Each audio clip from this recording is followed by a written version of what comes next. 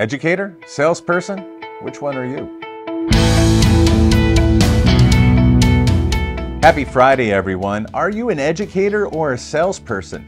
And I've heard the phrase in our industry for over a decade that we're educators, we're not salespeople.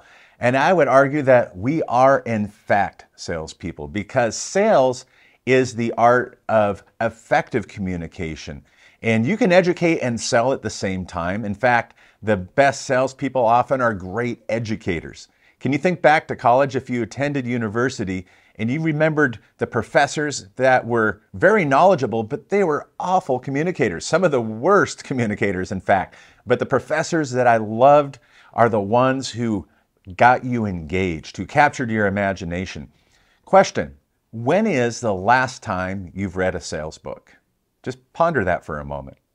When is the last time you attended or viewed a sales seminar to help polish or develop your sales techniques? Now, sales is not a dirty word. And if you're finding that your potential borrowers or their adult children are not engaged in your presentation, or they have no interest in the loan whatsoever, stop and ask yourself, why is that? Perhaps it's because you have not polished or you're not using a developed and planned sales approach. Sales is the art of capturing one's imagination and then educating them. And too often I've seen reverse mortgage professionals dive right into the nuts and bolts of the heck-em. But what does that do to get anyone's interest? My history in sales began with restaurant equipment sales, believe it or not. And then years later, I got my insurance license and I had saved up money to weather the storm as a new salesperson. And I'll tell you what, my sales were abysmal until I picked up and read one book, Tommy Hopkins' How to Master the Art of Selling. And you're going to find that book in my library. It's dog-eared.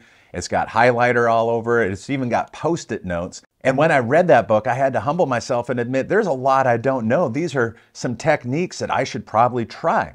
And I adopted those techniques, and my income tripled from that of my previous job. Another question to ask is your sales approach haphazard? Are you doing something different every time? Now, you have to customize your message to the audience.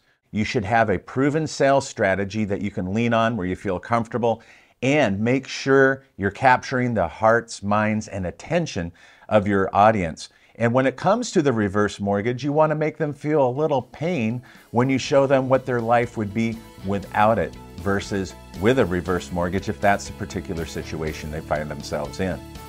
Are you an educator or are you a salesperson? And when is the last time that you've read a sales book or taken some education on improving your sales skill set?